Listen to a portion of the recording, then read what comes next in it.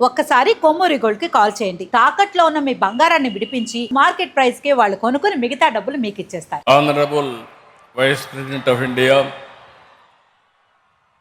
Shri C P Radhakrishna garu, honourable governor of Andhra Pradesh Shri Abdul Nazeer గారు,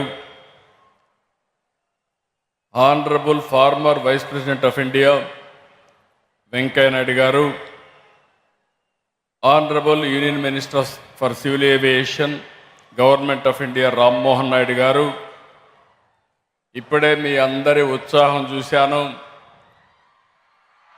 ఎంత అభిమానంగా ఉన్నారంటే Bharat Ratna, Indian cricketer, former member of parliament, మీ హృదయాల్లో శాశ్వతంగా ఉండే వ్యక్తి సచిన్ రమేష్ టెండూల్కర్ గారు,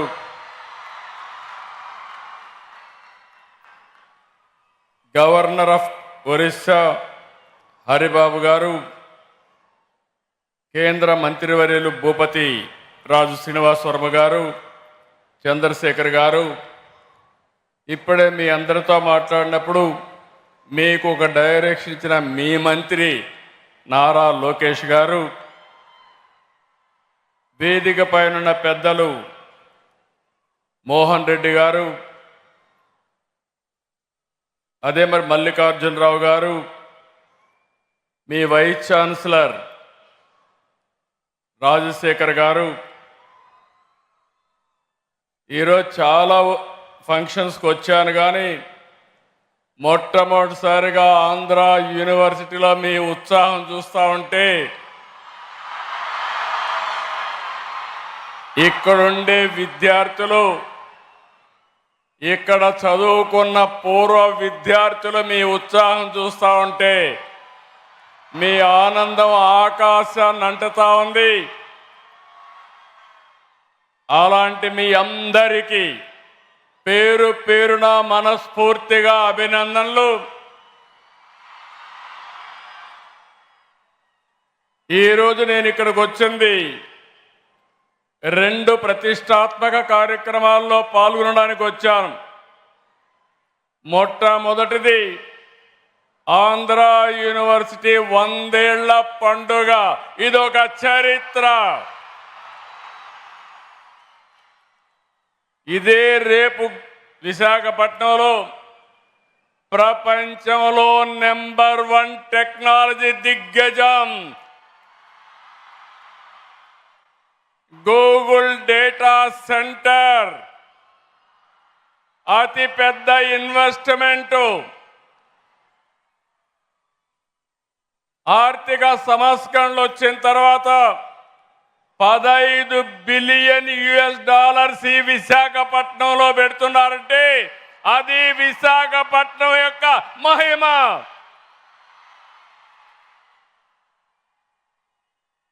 అయితే గూగుల్ కంటే ముందు ఆంధ్ర యూనివర్సిటీ ప్రపంచాన్ని విశాఖపట్నానికి తీసుకొచ్చింది. 58 దేశాల విద్యార్థులు ఈ యూనివర్సిటీ చదువుతున్నారంటే రాష్ట్రానికే గర్వకారణం, దేశానికే గర్వకారణం. రేపటి నుంచి, ఈ రోజటి నుంచి విశాఖ విశ్వనగరి, విశాఖ గ్లోబల్ సిటీ. ఇది అన్స్టాపబుల్. ఎవరు స్టాప్ చేయలేరని చెప్పి కూడా నేను మీకు తెలియజేస్తున్నా. 100 సంవత్సరాలు చరిత్ర, ఒక బ్రాండ్. మనకు ఆంధ్రప్రదేశ్ విడిపోయిన తర్వాత ఎక్కడ పెట్టాలి కేబినెట్ మీటింగ్ అంటే ఎత్తుక్కుంటూ ఆంధ్ర యూనివర్సిటీకి వచ్చామంటే అది ఆంధ్ర యూనివర్సిటీ యొక్క ప్రత్యేకత.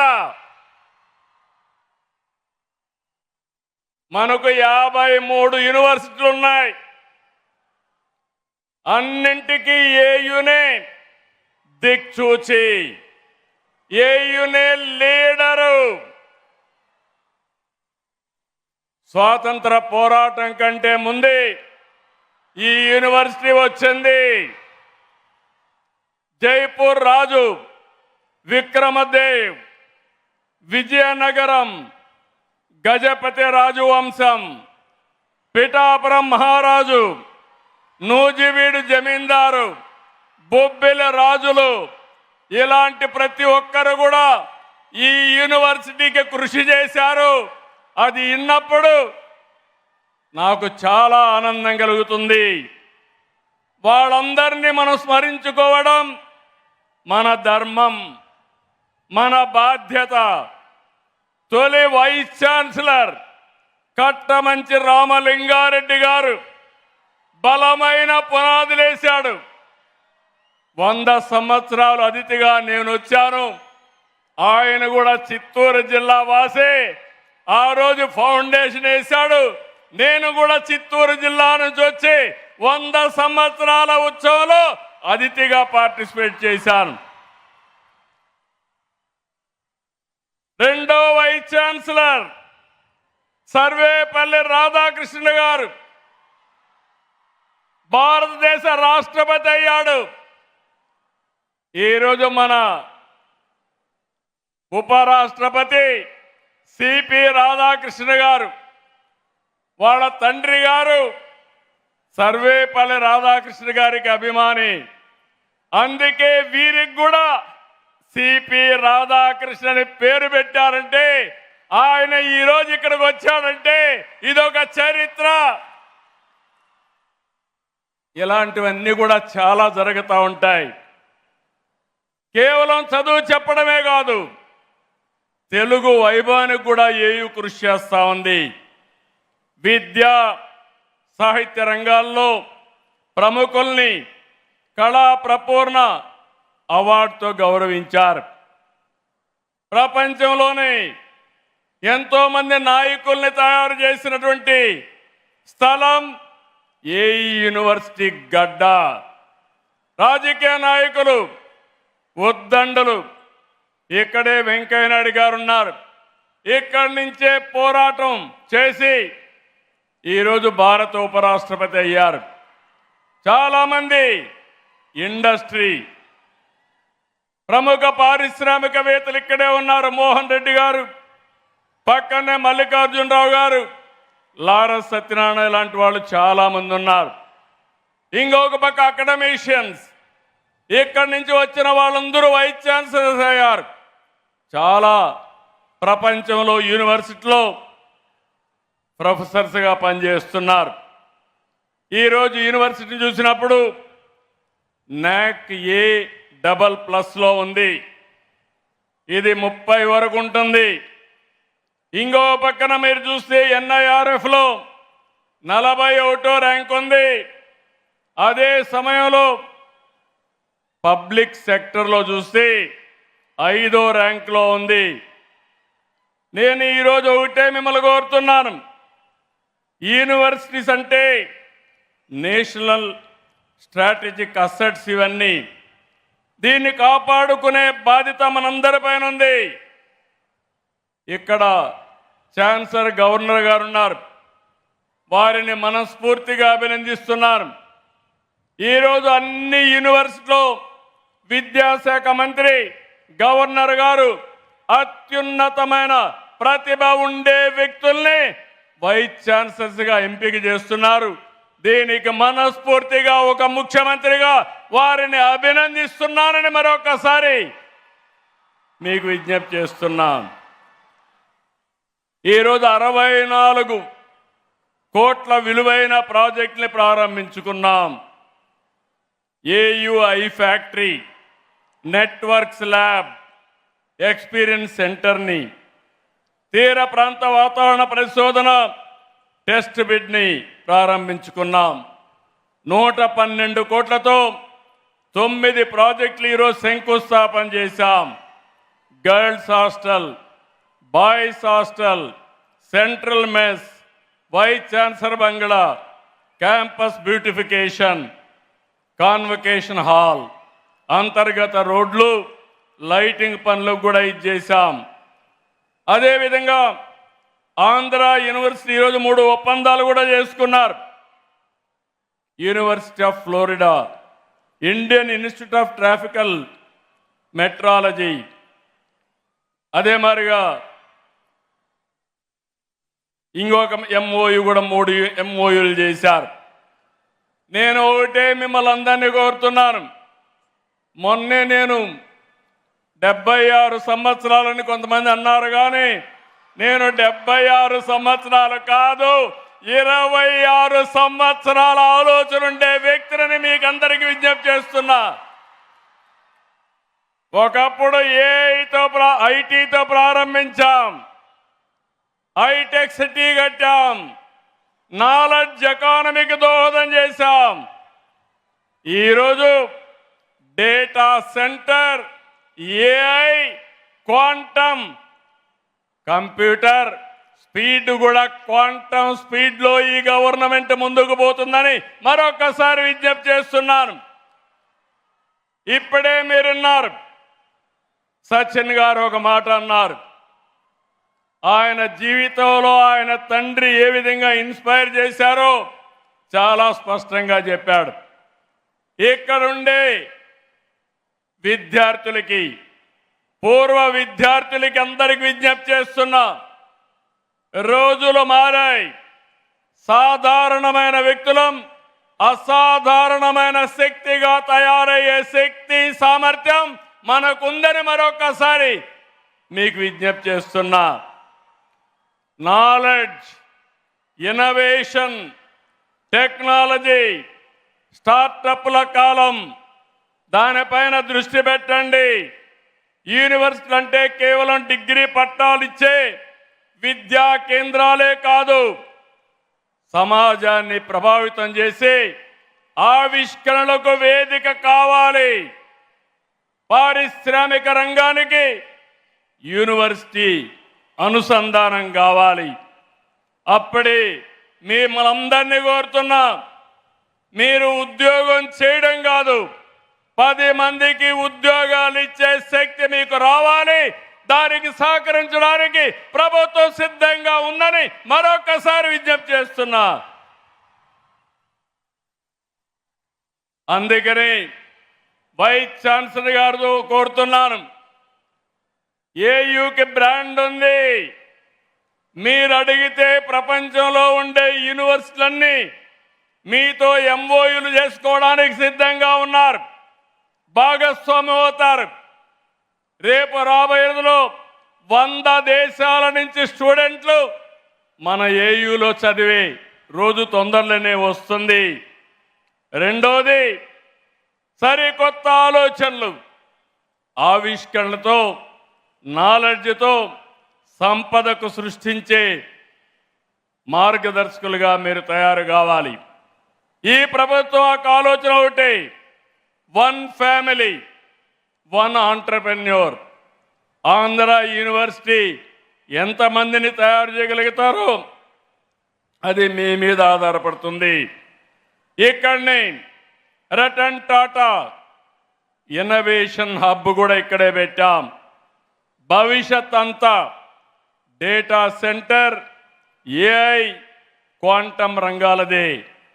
అందుకే దీనికి ప్రాధాన్యత ఎక్కువ ఇస్తున్నాం. నేను ఎప్పుడూ ఒకటే చెప్తాను, పిల్లలకు పేరెంట్స్ ఇచ్చే ఆస్తి చదువు.